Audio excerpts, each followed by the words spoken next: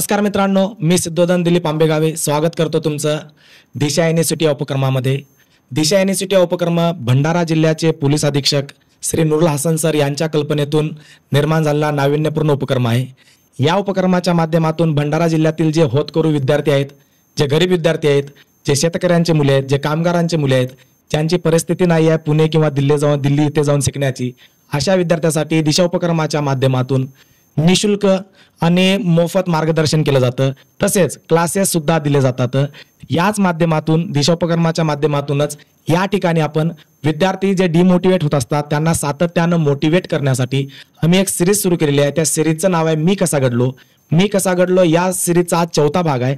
आणि सगळ्यात महत्त्वपूर्ण गोष्ट म्हणजे आज आपल्या मी कसा घडलो या 4थ्या भागामध्ये नवनियुक्त IAS अधिकारी श्री पंकज पटले सर आलेले आहेत. सर, स्वागत आहे तुमचं दिशा युनिव्हर्सिटी उपक्रमामध्ये. सर, माझा पहिला प्रश्न आहे तो म्हणजे सर, तुम्हाला आता IAS म्हणून रिझल्ट आल्यानंतर सध्या तुमची मनाची अवस्था काय आहे? धन्यवाद सर. सर्वप्रथम दिशा प्रकल्प व भंडारा पोलीस अधीक्षक श्री नुरुल हसन सर यांना मी धन्यवाद देऊ इच्छितो की माझ्या जे विभाग आहे भंडारा गोंदिया यात हे प्रकल्प सुरू केला आहे. तर तुमच्या प्रश्नावर सर येताना मला असं माझा हा 3रा प्रयत्न होता सर. आणि मागील 2 याच्यात मी मुलाखतीपर्यंत अंतिम स्टेजपर्यंत पोहोचलेलो आणि मला अपयश आलेलं 14 आणि 7 मार्कांनी. तर खूप दुःखवाला क्षण होतं ते. पण कुठंतरी आज जेव्हा मला IAS झाल्यावर असं वाटत आहे, यात सर 2 भावना मी सांगू इच्छितो. सर्वप्रथम तर आनंद आहे की जे माझ्या जीवनातलं लक्ष्य होतं ते मी पूर्ण केलेलं. आणि कुठंतरी माझे आई वडील आणि माझा भाऊ जे मला सातत्यानं प्रेरणा देत होते आणि मला सहकार्य करत होतं, त्यांना पण आनंद दिला. माझ्या गाव आणि तिरोडा जे गोंदिया आहे. पण कुठंतरी सर एक असं वाटत आहे मला की एक जिम्मेदारीची जी भावना आणि जे आपलं भारतीय संविधान आहे, भारतीय जी कार्यप्रणाली आहे, तर त्याबद्दल सुद्धा आता एक जिम्मेदारीची जाणीव मला येत आहे. तर ह्या 2 भावना सर प्रकर्षाने मला आता जाणवत आहेत. Yes sir, thank you sir. म्हणजे साहजिक आहे सर, तुम्ही खूप मेहनत केलेली आहे, मेहनतीचं तुम्हाला फळ मिळालं आहे. समजा दुसरा प्रश्न आहे जे आमच्या प्रेक्षकांना जाणून घ्यायचं आहे, म्हणजे तुमची कौटुंबिक पार्श्वभूमी कशी होती? हो सर. सर, माझा जन्म हा ठाणेगाव जो तिरोडा तालुक्यात गोंदिया येथील आहे. तर माझे जे पप्पा आहेत वडील ते जिल्हा परिषद मध्ये प्रायमरी शिक्षक म्हणून कार्यरत आहेत. आता रिटायर झाले ते मागच्या महिन्यात. माझी आई सर ही गृहिणी आहे. आणि पण गृहिणी असली तरी तिनं खूप मला सपोर्ट केलेला आहे. आणि माझा एक भाऊ आहे, तो MBBS डॉक्टर आहे, डॉक्टर विवेक पटले. तर अशी आमची कौटुंबिक पार्श्वभूमी आहे सर. अच्छा सर. सर, तुमची शिक्षणाची पार्श्वभूमी म्हणजे जर असं कधी असतं की काही विद्यार्थी असं मागासवर्गीय विद्यार्थी जे असतात किंवा जे गरिबीतून आलेले असतात त्यांची शिक्षणाची पार्श्वभूमी अशी असते ज्यामुळे ते IAS होण्याचा किंवा UPSC करण्याचा विचार करत नाहीत. त्यामुळे शिक्षणाचं पार्श्वभूमी सुद्धा महत्वपूर्ण असते. राईट सर, तुमची पार्श्वभूमी? तर सर, माझं जे शिक्षण आहे प्राथमिक शिक्षण ते जिल्हा परिषद शाळेमधनं झालेलं आहे. अच्छा सर. जे आपण म्हटलं की आपल्या जे विभागातले विद्यार्थी आहेत त्यांना न्यूनगंडांची जी भावना येते की आपण साध्या शाळेतून आलो, तर मित्रांनो माझा असा संदेश आहे की काही असं नसतं. दुसरी गोष्ट सर, माझं शिक्षण त्यानंतर तिरोडा येथून झालं आणि त्यानंतर मी नवोदयची परीक्षेमध्ये सुद्धा पास झालो. तर माझं 12वी पर्यंतचं शिक्षण नवोदय विद्यालय इथून झालं. आणि त्यानंतर सर मी MBBS government medical college Nagpur इथून मी माझ्या डिग्रीची शिक्षण पूर्ण केलं. अच्छा सर. म्हणजे जिल्हा परिषद शाळेत म्हणजे याचा अर्थ असा आहे की जिल्हा परिषद शाळेमध्ये शिकलेला एखादा विद्यार्थी हा भारतातली जे टफेस्ट एक्झाम समजले जाते त्यामध्ये भारतामध्ये पूर्ण 329 ऑल इंडिया रँक घेऊन भारतामध्ये IAS होऊ शकतात. म्हणजे याचा अर्थ असा आहे की जिल्हा परिषदमध्ये शिकणारे विद्यार्थी सुद्धा IAS होऊ शकतात. आणि त्याचं ज्वलंत उदाहरण म्हणजे आपल्या समोर बसलेले पटले सर येतं. सर, माझा पुढचा प्रश्न आहे की तुम्ही जिल्हा परिषद शाळेमध्ये शिकलात, नंतर MBBS झालेला आहे. मग MBBS चालू असतानाच मग तुम्ही डॉक्टर म्हणून बी काम केलेलं आहे तिरोडा येथे. त्यानंतर UPSC करण्याचा विचार म्हणजे डोक्यामध्ये कसा आला? म्हणजे अशी कोणती घटना गेली की UPSC करायची? हो. तर सर, हा जो प्रवास आहे UPSC आणि IAS अधिकारी बनण्याचा तो एक क्षणात झालेला निर्णय नव्हे. सर, कुठंतरी मला असं वाटतं सर, माझं बालपण मला आधीपासून वर्तमानपत्राची वाचनाची आवड होती. माझे पप्पा शिक्षक होते आणि नवोदयमध्ये सर मी अभ्यासाव्यतिरिक्त एक्स्ट्रा करिक्युलर ऍक्टिव्हिटीज मध्ये पण ऍक्टिव्ह राहायचो. तर त्यावेळी IPS IAS ऑफिसर्स यायचे, तर त्यांना बघून कुठंतरी वाटायचं की एक मोठ्या स्तरावर आपण काम करू शकतो. पण असंही असतं सर की 12वी नंतर आपल्याला तेवढं मार्ग आणि ऑप्शन्स माहीत नसतात. आणि मी फिजिक्स केमिस्ट्री बायोलॉजीमध्ये छान होतो. तर I took this path of MBBS. Yes sir. पण कुठंतरी सर आम्ही खूप सारे आरोग्य प्रकल्प राबवले, हेल्थ कॅम्प्स केले आणि आम्हाला इंटर्नशिप असते सर, जे ग्रामीण भागात आम्हाला कार्य करावं लागतं. आणि मला प्रकर्षानं सांगावं असं वाटतं की मेळघाट जो आदिवासी बहुल इलाका आहे आणि गडचिरोली यात मी काम केलेलं. तर मला जाणवलं की प्रशासन, एक डॉक्टर म्हणून आपण नक्की खूप छान काम करू, पण एक प्रशासनिक लेवलवर मला असं वाटतं की मोठ्या स्तरावर काम होऊ शकतं, ज्यात सर्व डिपार्टमेंट्स एक येऊन कुठेतरी एक आपल्या स्तरावर एक मोठं चेंज आणि इम्पॅक्ट आपण घडवू शकतो. आणि ऍज अ डॉक्टर म्हणून पण माझं नॉलेज आहे सर. तर प्रत्येक सिस्टीमला मल्टी ऑर्गन फंक्शन्स करून एक होलिस्टिक सोल्युशन आपण काढायचा. तर अशा दृष्टिकोनातून माझा UPSC कडे येण्याचा कल झालेला. अच्छा सर. अच्छा सर, मग UPSCचा अभ्यास सुरू केला तुम्ही. मग UPSCचा अभ्यास सुरू केल्यानंतर आणि IAS म्हणून तुमचा रिझल्ट आला. हो सर. यामध्ये हा जो जीवन प्रवास आहे, UPSC अभ्यास सुरू केल्यानंतर IAS होण्याचा मार्ग, तो प्रवास कसा आहे तुमचा? हो सर, हा प्रश्न खूप भावनिक आहे. जे माझे इथे मित्र बसलेले आहेत, ऍस्पिरंट्स जे तयारी करत आहेत, तुम्ही पण सर लेक्चरर आहात, तर कुठेतरी हा प्रवास सर खूप खडतर पण होता. कारण की MBBS केल्यानंतर 90% जे विद्यार्थी आहेत, डॉक्टर्स आहेत, ते MD कडे वळतात. आणि मला पण तोच मार्ग निवडला, सेफ होता. आणि UPSC सर 10 लाख मुलं जनरली एक्झाम्स देतात प्रिलिम्स, आणि इतकं कमी सक्सेस रेट आहे, तर ती एक भीतीदायक भावना पण होती. पण माझे मम्मी आणि पप्पा यांच्याशी मी बोललेलो, आणि कुठेतरी एक रॉबर्ट फ्रॉस्ट नावाचा एक इंग्लिश मधला पोएट आहे सर, तर त्याची एक कविता आहे की द रोड नॉट टेकन, तर in the life time you will get only one chance, आणि ते एक चान्स आपलं पॅशनसाठी द्यावं, असं त्या कवितेचा अर्थ आहे. तर कुठेतरी सर मग मला वाटलं की नाही, आता आपलं जे ड्रीम आहे, जे पॅशन आहे, त्याला आपण फॉलो करून आपण UPSC कडे वळावं. आणि प्रवास सांगायचं सर, तर सुरुवात भीतीदायक होती, पण इंटरेस्ट यायला लागला. जो सिलेबस NCERTचा होता, वेगवेगळे सब्जेक्ट्स आहेत, जॉग्राफी, पॉलिटी, तर कुठेतरी या सगळ्यांमध्ये आधीपासून वर्तमानपत्राची सवय असल्यामुळे एक्झॅक्टली, तर कुठेतरी हे सब्जेक्ट्स मला आवडू लागले. प्रॅक्टिकलिटी मध्ये बघू लागलो मी की कसं सामाजिक इश्यूज सॉल्व्ह होत आहेत, कशा प्रकारे त्या वेगवेगळ्या क्षेत्रामध्ये आपण काम करू शकतो. तर असं UPSC म्हणजे एक सब्जेक्ट नाही, जसं तुम्हाला माहित आहे सर, की प्रत्येक सब्जेक्टचं थोडं थोडं इथं सगळं आहे. तर मला ते इंटरेस्ट यायला लागला. आणि त्यानंतर मी सांगू इच्छितो सर या मुलांना पण की मी कोचिंग नाही लावली, कोणते फाउंडेशन, विदाऊट कोचिंग मी स्टार्ट केलं आपल्या नागपुरातल्या कॉलेज लायब्ररीमध्ये, गव्हर्नमेंट मेडिकल कॉलेज. आणि सगळं ते मी ऑनलाईन केलेलं. हो, आणि पण त्यानंतर मी मुलाखतीसाठी आणि मुख्य परीक्षेसाठी दिल्लीला गेलेलो. पण मला असं वाटतं की आज जो हा डिजिटल एज युग ज्याला म्हणतात, मला असं वाटतं की आपला प्रवास कुठून पण आपण सुरू करू शकतो. Yes sir. म्हणजे याचा अर्थ असा आहे, सरांच्या जीवन प्रवासातून आपण एक गोष्ट शिकली पाहिजे की IAS होण्यासाठी आपल्याला दिल्ली या ठिकाणी गेलं पाहिजे असे काही म्हणजे हे नाहीये, म्हणजे प्रयत्न केला पाहिजे, दिल्लीतच गेलं पाहिजे असं काही. बरोबर. त्यासोबतच असं बी आहे की जिल्हा परिषद शाळेत शिकलेला एखादा विद्यार्थी IAS होऊ शकत नाही, ही पण सरांनी मोडून काढलेलं आहे. त्याच्यानंतर अशी गोष्ट की IAS होण्यासाठी आपल्याला कोचिंग क्लासेस केलेच पाहिजेत, महागडे जे कोचिंग क्लासेस आहेत.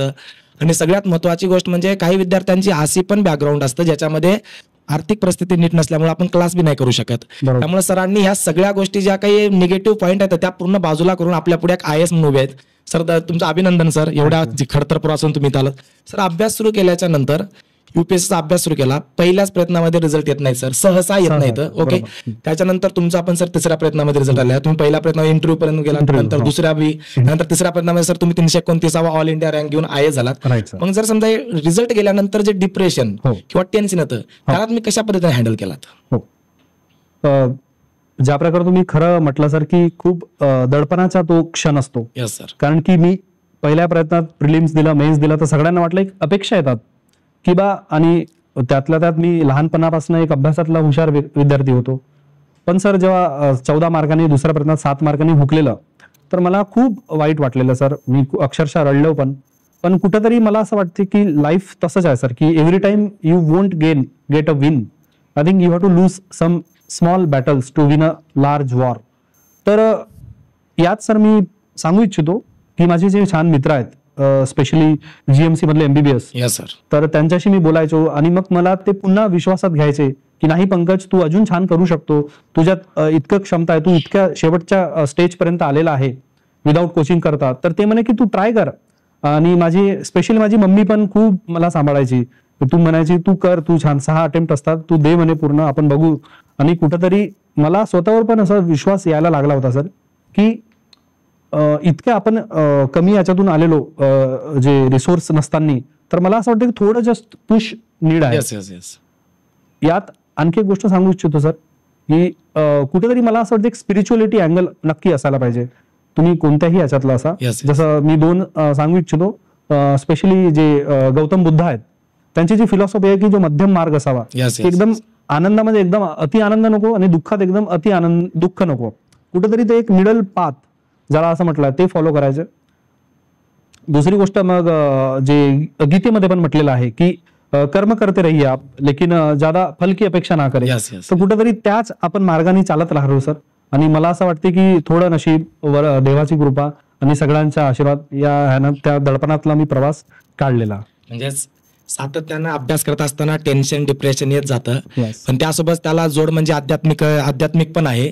सरांनी सांगितल्यासारखं बुद्धांचा अष्टांगिक मार्ग असेल किंवा मध्यम मार्ग असेल, सोबतच गीतामध्ये जे म्हणजे असं की आपण फळाची चिंता न करता सातत्यानं आपलं कर्म करत गेलं पाहिजे. कर्म जर सातत्यानं चालू असेल तर 100% तुमच्या मेहनतीला ते फळ मिळणं जाईल सर, सातत्यानं सर.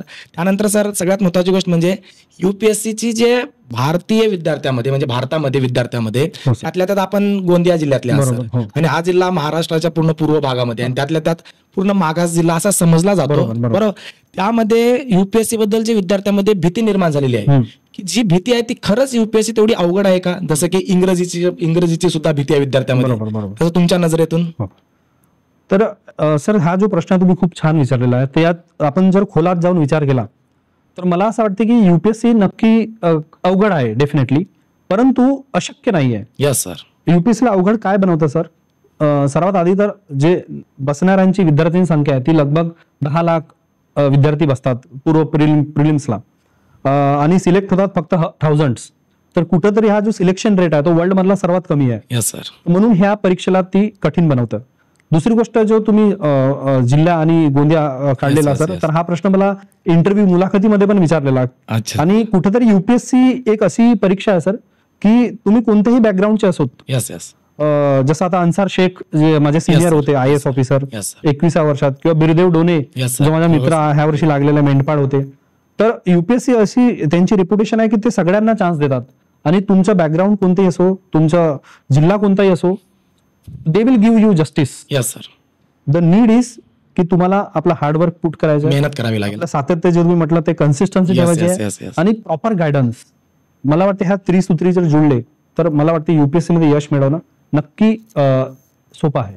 म्हणजे सरांच्या सांगण्यातून अशी एक गोष्ट आहे की जगातली असू द्या, भारतातली असू द्या, पेपर हा कुठलाही अवघड नसतो. आपल्यामध्ये सातत्य आणि आपल्यामध्ये प्रामाणिकपणाने करणारी मेहनतीचं जर मेहनत असेल किंवा मेहनत करण्याची क्षमता असेल तर 100% कितीही टफेस्ट असणारी एक्झाम ही पास होऊ शकतात.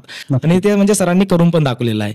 आणि त्यातल्या त्यात ही पण गोष्ट सरांनी सांगितली की आपला जन्म कुठं झाला हे महत्वाचं नाही आहे, आपण मेहनत किती करतो हे महत्वाचं आहे. त्यासाठी या सगळ्या गोष्टीवरती सरांनी मात करून आज आपल्या पुढे IAS म्हणून थांबल्यात. सर अभ्यास करत असताना कधी कधी सर जसं तुम्ही म्हटलात सर की 2 ते 3 लाख विद्यार्थी फॉर्म भरतात, त्यापैकी 1000 विद्यार्थ्यांचा रिझल्ट येतो, बाकीच्या विद्यार्थ्यांचा येत नाही. मग जर समजा काही विद्यार्थ्यांचा रिझल्ट येत नसेल, जो प्लॅन ए आहे त्यांचा, तर प्लॅन B किती आवश्यक वाटतो तुमच्या नजरेतून?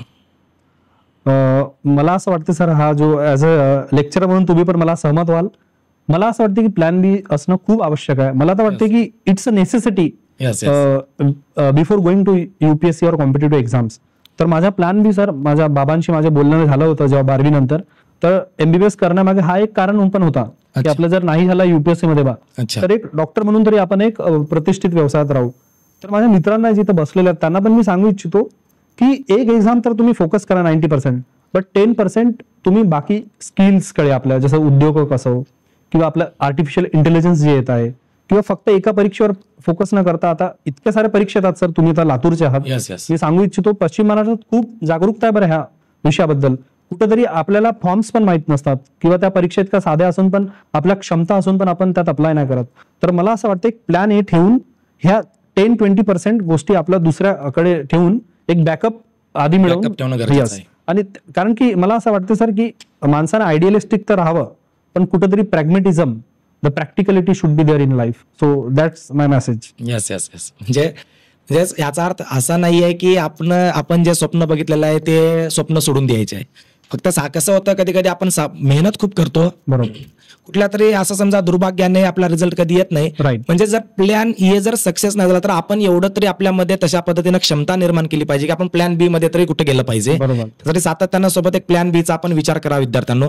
सोबतचा माझा प्रश्न आहे पुढचा, म्हणजे सर तुम्ही IAS होण्याच्या अगोदर अधिकारी, आपलं वैद्यकीय अधिकारी म्हणून काम केलं तिरोरा येते. हो सर. सर तिथला एखादा अनुभव तुमचा? हो नक्की सर. तर मला आठवतं सर की असं खूप अनुभव होते, पण कुठेतरी माझी पहिली पोस्टिंग होती ती. तर मला आठवते पोलीस भरतीसाठीच आणि फॉरेस्ट गार्डसाठी विद्यार्थी आलेले होते. अच्छा सर. पण कार्यालयाचा वेळ OPD संपत आलेला होता, पण त्या विद्यार्थ्यांना दुसऱ्या दिवशीच रिपोर्ट करायचं होतं. तर जर मी आणि ते मेडिकल सर्टिफिकेट नसतं दिलं तर ते डिस्क्वालिफाय झालं असतं. तर पण मला असं वाटलं सर की आपल्याकडे वेळ आहे आणि भले माझी ड्युटी OPD संपत असेल, पण मला असं वाटलं की यांचं काम नको थांबायला. तर मी त्या मुलांना सर तुरंत म्हणजे पटापट त्यांचे डायग्नोसिस आणि टेस्ट करून त्यांना मेडिकल सर्टिफिकेट पुरवले.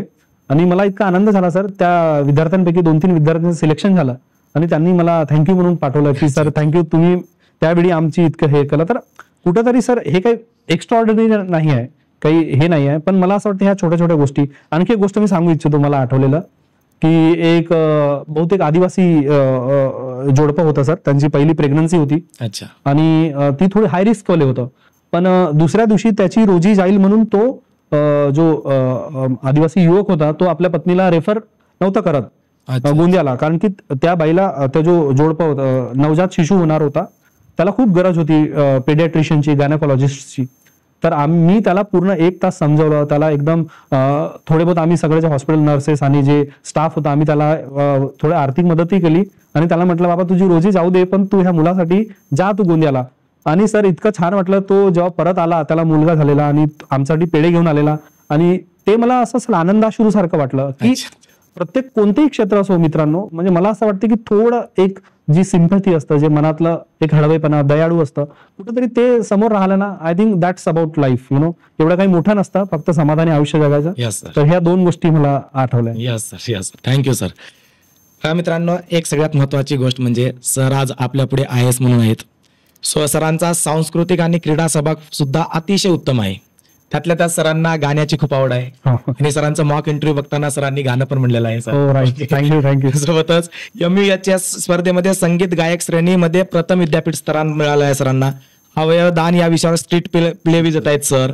शेतकरी प्रश्नावर आधारित त्यांनी नाटिका केल्या, त्यामध्ये काम केले आणि त्यामध्ये त्यांना विद्यापीठ स्तरावर प्रथम क्रमांक मिळवलेला आहे. त्यासोबतच महाविद्यालयीन क्रिकेट संघ सदस्य MRGMC व्यक्तिमत्व स्पर्धा विजेत आहेत सर. म्हणजेच अभ्यास करत असताना बाकीच्या ग्राउंडच्या ज्या गोष्टी असतात किंवा बाकीच्या स्वतःच्या ज्या आनंदाच्या गोष्टी असतात किंवा आनंद असतो आपल्याला, छंद असतात, सरांनी छंद सुद्धा अतिशय चांगल्या पद्धतीने जोपासलेला आहे सर. त्याबद्दल आणि जर सर शक्य झालं तर आमच्यासाठी ते गाणं म्हटलं तरी ठीक आहे. नक्की. तर छंद सर जोपासणं, मला असं वाटतं की एक आयुष्य असतं आपलं, फक्त अभ्यास हा काही आयुष्य नव्हे. तर मला सर आधीपासून भले माझा बॅकअप माइंड होता की मला पुढे UPSC वगैरे करायचं असेल, पण मी पूर्ण कॉलेज लाईफ छान एन्जॉय केली सर. माझे मित्र बनवले मी, प्रत्येक कार्यक्रमात मी ऍक्टिव्ह राहायचो आणि आमचं जे 2015 बॅच होती खूप ऍक्टिव्ह होती सर. आम्ही सगळ्या कार्यक्रमात आमच्या कॉलेजमध्ये हे राहायचो. तर मला असं वाटतं सर एक विद्यार्थी जो जीवन आहे, मी आणि सगळ्या पालकांना पण सांगू इच्छितो आणि सगळ्या मित्रांना की फक्त अभ्यास मध्येच नका राहू तुम्ही, हे फक्त एक लाईफचं एक पार्ट आहे. तर मला असं वाटतं की दडपण न देता दिवसातले 1.5 तास you should have one hobby. ते म्युझिक असो, एखादं वाद्य असो किंवा खेळ असो, तर मला असं वाटतं ते आपण जोपासायला हवं. दुसरी गोष्ट सर, UPSCच्या प्रवासात असं झालं होतं की खूपदा दडपणाचा स्ट्रेस यायचा. तर हे जे हॉबीज आहेत आपले, सिंगिंग म्हणा, ऍक्टिंग म्हणा, स्ट्रीट प्ले म्हणा, तर ह्या गोष्टींचा फायदा झाला. आणखी तिसरी गोष्ट मला सांगावीशी वाटते की ह्या गोष्टींचा मला इंटरव्ह्यू मध्ये पण फायदा झालेला. कारण की माझे इंटरव्ह्यू DGP शीलवर्धन सर होते सर, IBचे इंटेलिजन्स चीफ. तर त्यांनी माझ्या मुलाखत हेड होते, तर मला 193 मार्क्स आले. तर त्यांनी पण अप्रिशिएट केलेलं आहे की मी हे जे ऍक्टिव्हिटीज केलेल्या आहेत, कुठेतरी ह्या गोष्टींच्या मला असं आता दूरदर्शी प्रमाणे वाटतं की कुठेतरी ह्या गोष्टी पण मला फायदा झालाय. आणि तुमचे गाणं जे म्हटलं सर, तर नक्की मी सध्या प्रिपेअर्ड नाही, पण स्टील आय विल सिंग. तर गाणं शोर मूवी मधलंच आहे, तेच गाणं मी आता पुन्हा म्हणेल. एक प्यार का नगमा है, मौजों की रवानी है, जिंदगी और कुछ भी नहीं, तेरी मेरी कहानी है. Thank you sir. अतिशय सुंदर पद्धतीचा आवाज आहे आणि त्यातल्या त्यात इतक्या जबरदस्त पद्धतीनं तुम्ही बोलला, त्यासाठी मनपूर्वक धन्यवाद सर. सर माझा पुढचा प्रश्न आहे, सर तुम्ही समाजकार्य सुद्धा केलेले आहे, जसे तुम्ही सांगितलं अगोदरच की मेळघाट गडचिरोली या ठिकाणी इथला अनुभव, आणि सोबतच सर तुम्ही डॉक्टर प्रकाश आमटे साहेबांना सुद्धा भेटलेले आहे सर, त्याबद्दल थोडीशी आमच्या प्रेक्षकांना माहिती. नक्की सर. सर मला असं वाटतं की आपला देश खूप प्रगती करत आहे, खूप समोर चाललो, पण कुठेतरी अजूनही काही काही जे क्षेत्र आहेत आता तेही डेव्हलपमेंटमध्ये येत आहेत. पण मी जसं मेळघाट आणि गडचिरोली आम्ही यासाठी निवडले सर, मी सांगू इच्छितो की आमची बॅच जी होती 2015 आणि आमचे डॉक्टर होते संकेत वाडवकर म्हणून, तर आणि नागपुरातले काही फेमस आमचे जे प्रसिद्ध डॉक्टर्स होते त्यांचे सगळं आम्ही एकत्र येऊन एक मेळघाट मध्ये आम्ही हा प्रकल्प सुरू केलेला. तर त्यात आम्ही गेलेलो सर सगळे विद्यार्थी टीम घेऊन, 2 हॉस्पिटल अँब्युलन्स घेऊन, आणि मग प्रत्येक गावामध्ये जाऊन आम्ही त्यांच्या समस्या जाणून घेतला.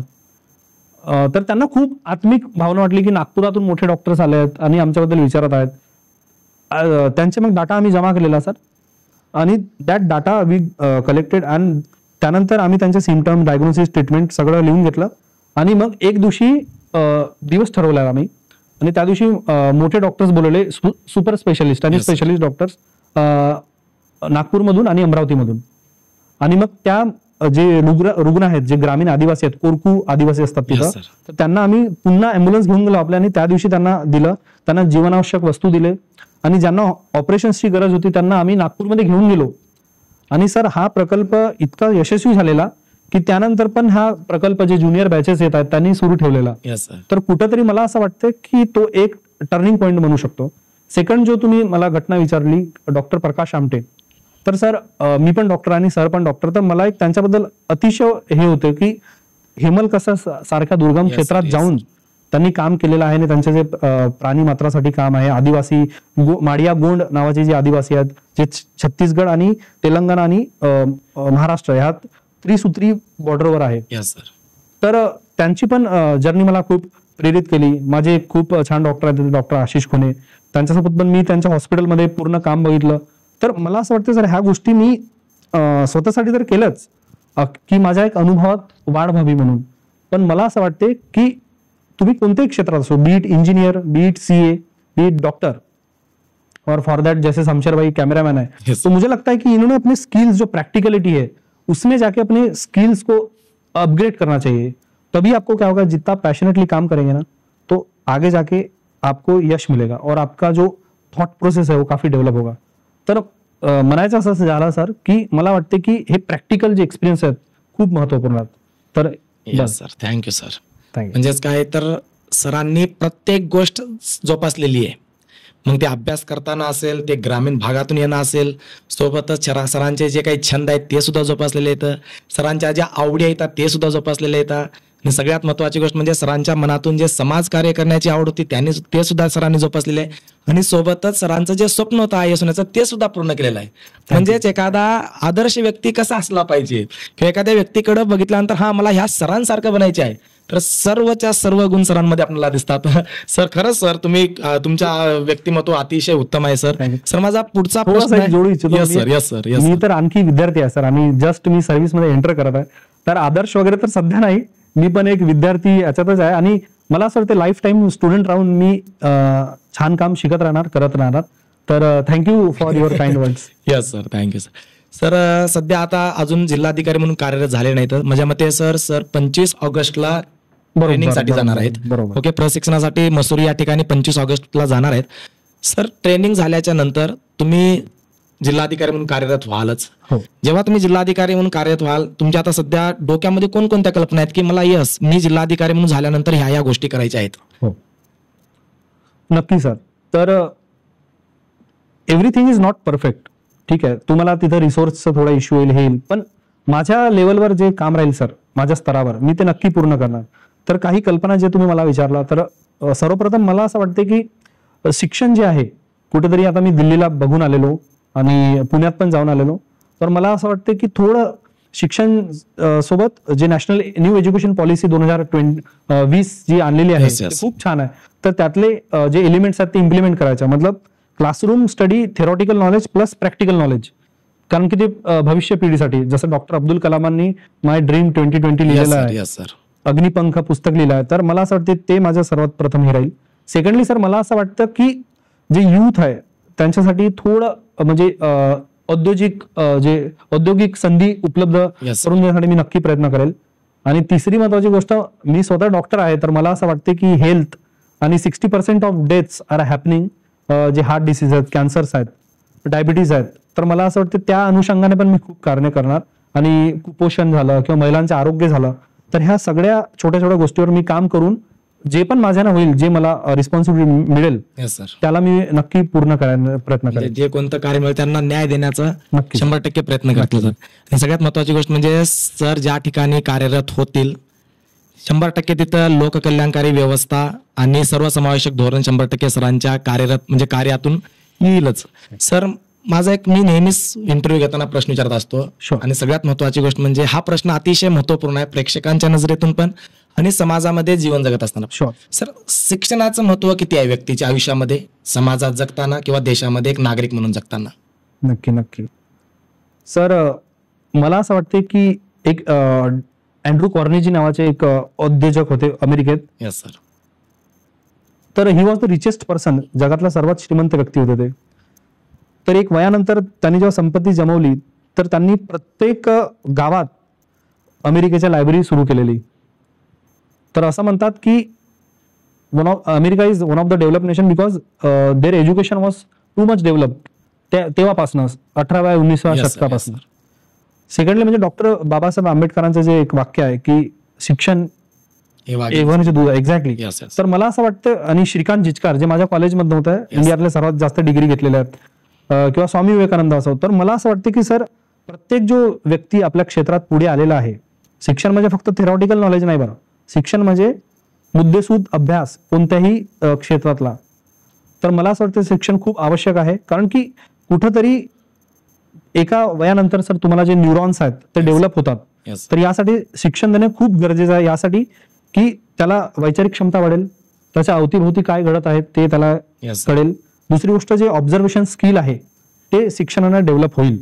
तर आय थिंक सर, शिक्षण हे फाउंडेशन आहे कोणत्याही सक्सेसफुल पिल्लरसाठी. Yes sir, thank you. म्हणजेच शिक्षणच बेस आहे. तुम्ही कोणत्याही क्षेत्रात जा, ते औद्योगिक क्षेत्र असेल, ते राजकीय क्षेत्र असेल, ते सांस्कृतिक असेल, ते सामाजिक असेल, किंवा ते कुठलंही क्षेत्र असू द्या, त्याचा बेस मात्र, त्याचा मूळ मात्र शिक्षणच असलं पाहिजे. शिक्षणावरती सत्ता मिळवण्याचा किंवा शिक्षणाशी कनेक्ट होण्याचा प्रयत्न करा. शिक्षण हे सर्व बदल करू शकतं. म्हणजे जसं सरांनी बाबासाहेब आंबेडकरांचं उदाहरण घेतले की बाबासाहेब आंबेडकरांनी म्हटले, ते शिक्षण हे वाघिणीचे दूध आहे, जो कोणी प्राशन करेल तो गुरगुरल्याशिवाय राहणार नाही. म्हणजे शिक्षणामध्ये इतकी ताकद आहे की जो एखादा व्यक्ती वर्गाच्या बाहेर शिकलेला असतो तोच व्यक्ती नंतर देशाचं संविधान सुद्धा लिहू शकतो. त्यासाठी शिक्षणाचं महत्व खूप आहे. सर, माझा एक शेवटचा प्रश्न आहे. दिशा उपक्रमाच्या माध्यमातून आमच्या विद्यार्थ्यांना आणि प्रेक्षकांना अभ्यासाच्या दृष्टिकोनातून तुम्ही काय संदेश द्याल? शुअर. तर ह्या प्रश्नाला सर आपण 2 भागात डिवाइड करू. पहिलं म्हणजे माझे विद्यार्थी आणि मित्र. मला असं वाटतं सर की स्वतःशी प्रामाणिक राहा मित्रांनो.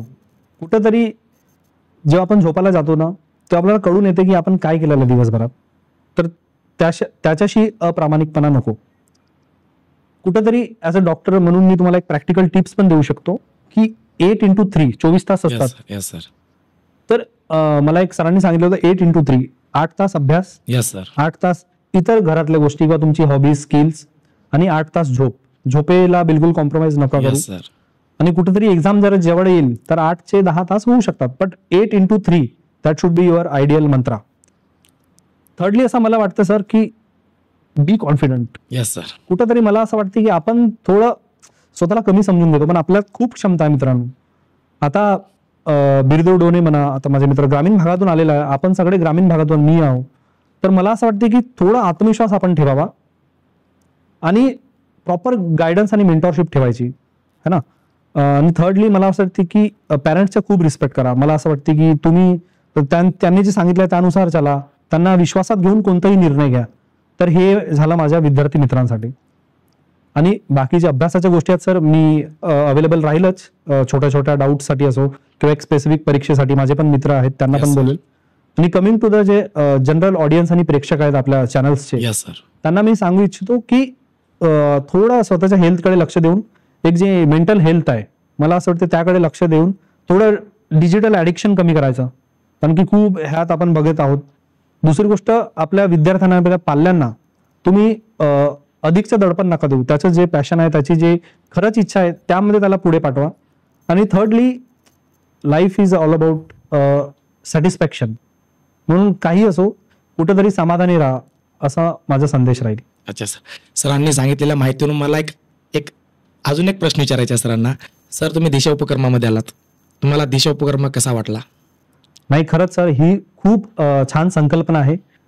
मी खरंच शुभेच्छा देऊ इच्छितो अधीक्षक श्री नुरुल हसन सरांना, पाटील सर आमचे जे आहेत त्यांना, तुमचे सर आंबेगावे सर आणि सागर सर.